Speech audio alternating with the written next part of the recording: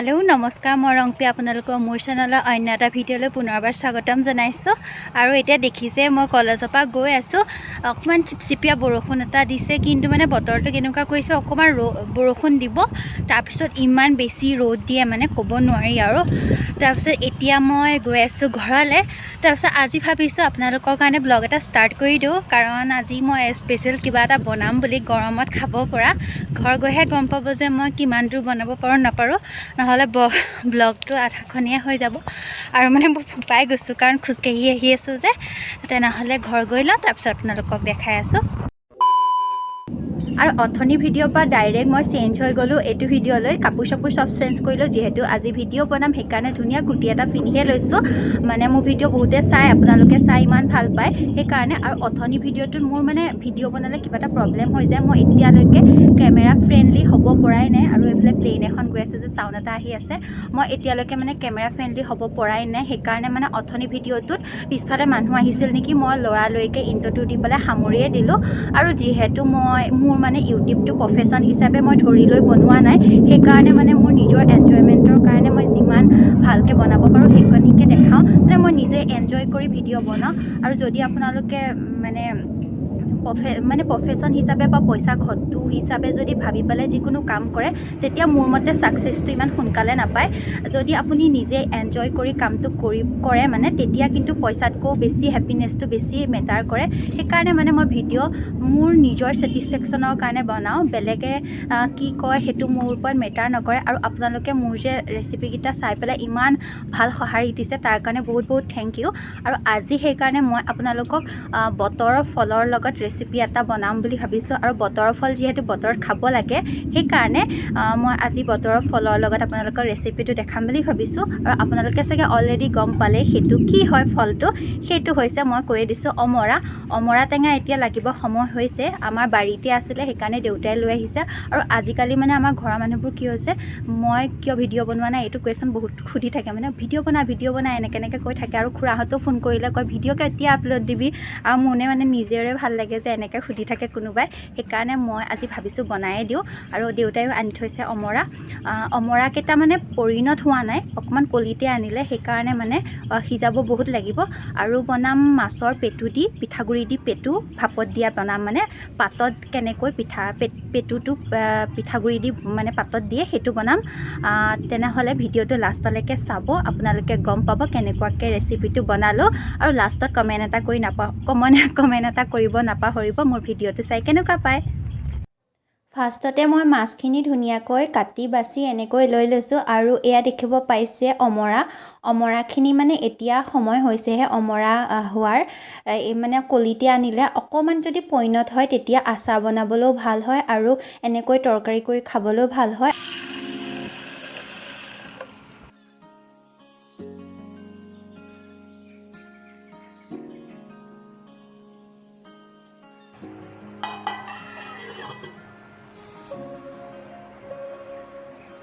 আৰু এতিয়া মই লৈছো আপোনালোকক যে কৈছিলো পিঠাগুৰি দিয়া মাছৰ পেটু বনাম বুলি এয়া হৈছে পিঠাগুৰি এখন হৈছে কলপাত আৰু এইখিনি হৈছে পেটুখিনি এতিয়া মই ধুনিয়াকৈ যোগাৰ কৰি লৈছো আৰু এইফালে আমাৰ অমৰাখিনি অলপ বইল হ'ব ধৰিছে এয়া আপোনালোকে দেখিব পাইছে আৰু এই মাছৰ তৰকাৰীটোত বইল আৰু প্ৰয়োজন হয় হেকাৰণে আলুখিনি বইল কৰিবৰ কাৰণে থৈ দিছো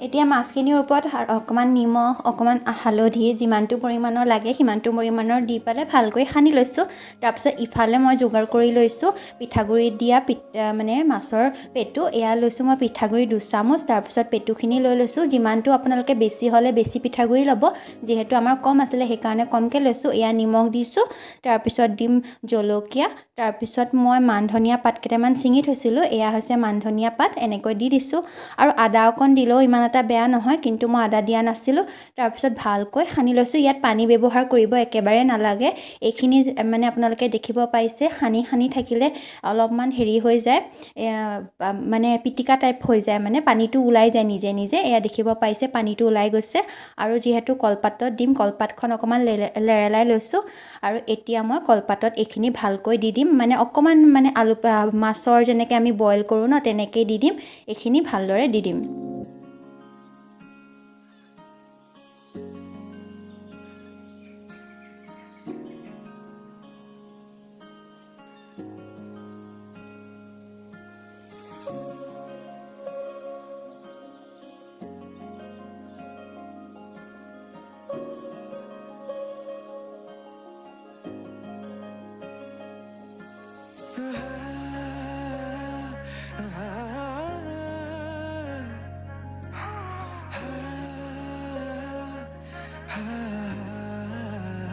ভালকৈ পাতখন মুকুটোৱাৰ পিছত ইয়াত মই গৰম কৰিবলৈ কাৰণে দি দিছোঁ। যিহেতু পেটু কম আছিলে সেইকাৰণে এটা এনেকুৱা হ'ল, বেছি নহ'লে এতিয়া মই ঢাকি থৈছোঁ। আৰু বনাই থকা মাজতে মই আপোনালোকক আৰু এটা বস্তু দেখাম, সেইটো হৈছে এইটো মানে মই বেক কেমেৰা কৰি ভালকৈ দেখাম। এই মানে পোহৰটো বহুত বেছি পৰি আছে, যিহেতু বতৰটো মানে এবাৰ ৰ'দ দিছে এবাৰ বৰষুণ দিছে, কি কৰিছে আৰু সেইকাৰণে মানে পোহৰটো বেছি পৰি আছে। এইটো মই আনিছিলোঁ মিছ'ৰ পৰা, কাঠৰ যে মানে হেতাখিনি মানে দেখিবলৈ ভাল লাগে। আজি এইখিনি ইউজ কৰি নবনাওঁ, কাৰণ এইখিনি ভালকৈ ধুব লাগিব যে। বনাই থকা সময়তেহি আহি পালেহি। ইয়াৰ লৈছিলে, এই দামটো লৈছিলে 153, আৰু হেতাকেইখন মই অলৰেডি খুলি চালোঁ, বহুত বেছি ধুনীয়া হয়। আপোনালোকক এতিয়া দেখাম কেনেকুৱা হয়। যদি আপোনালোকে ল'ব বিচাৰে তেনেহ'লে মই ইয়াৰ ডেছক্ৰিপশ্যনটো মানে ইয়াৰ লিংকটো ডেছক্ৰিপশ্যনত দি দিম, আপোনালোকে ল'ব পাৰে।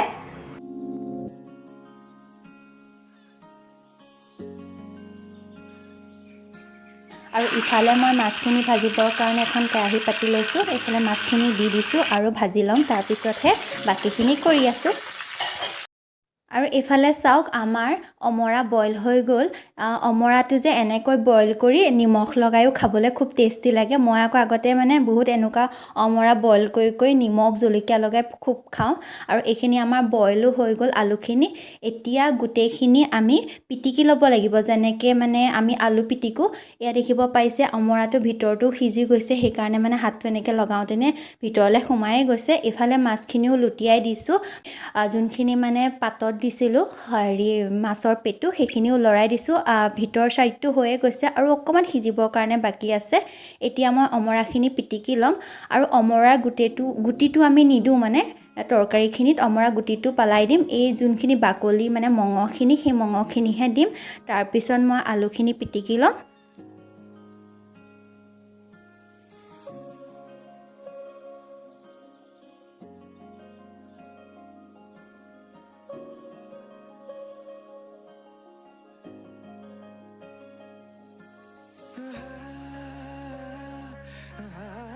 এতিয়া যিহেতু মাছ ফ্ৰাই হৈ গ'ল, আলু পিটিকা আৰু অমৰা পিটিকাখিনি হৈ গ'ল, সেই মাছ তেল ভজাখিনিতে পাঁচফোৰণ কেইটামান দি পেলাই বইল আলু পিটিকাখিনি দি দিছোঁ আৰু অলপ সময় ভাজিবৰ কাৰণে থৈ দিছোঁ।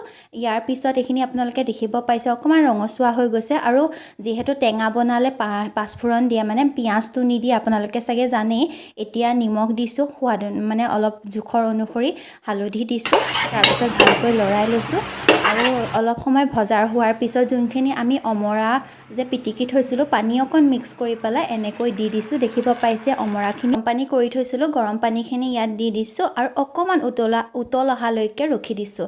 তাৰপিছত ইয়াত যোনখিনি ফ্ৰাই কৰি থোৱা আছিলে মাছখিনি, এই মাছখিনি এটা এটাকৈ ধুনীয়াকৈ দি দিছোঁ।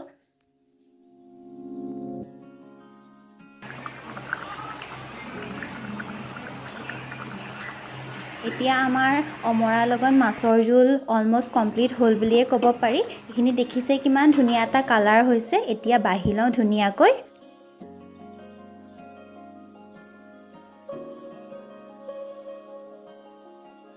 আৰু ইফালে আমাৰ পাতত দিয়া মাছৰ পেটু অলম'ষ্ট হৈয়ে গৈছে। এতিয়া উলিয়াই লওঁ ধুনীয়াকৈ আৰু আপোনালোকক দেখাওঁ যে ভিতৰটো কেনেকুৱা হয়। আপোনালোকে যদি এনেকৈ খাই পাইছে জনাবচোন। মই নিজে বনোৱাৰ ভিতৰত আজি ফাৰ্ষ্ট বনাইছোঁ, কিন্তু আগতে মায়ে এনেকুৱাকৈ বনাই খুৱাই। এয়া দেখিব পাইছে ধুনীয়াকৈ সিজি গৈছে, যিহেতু মান ধনিয়া দিছিলোঁ যে, সেই মান ধনিয়া পাতটো সিজি গৈছে ওপৰতে, আপোনালোকে দেখিব পাইছে।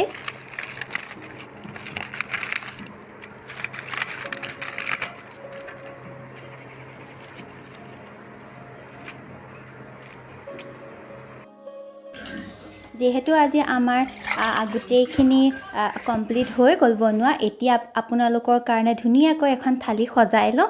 আৰু গমটো পালে কি আছিলে আজি আমাৰ দুপৰীয়া থালিখনত। আজি আমাৰ দুপৰীয়া থালিখনত আছিলে অমৰা দি বনোৱা মাছৰ তৰকাৰী আৰু পিঠাগুড়ি দি বনোৱা পেটু কলপাতত দিয়া। আৰু এতিয়া বাঢ়ি লওঁ আৰু আপোনালোকে ধুনীয়াকৈ এনজয় কৰক।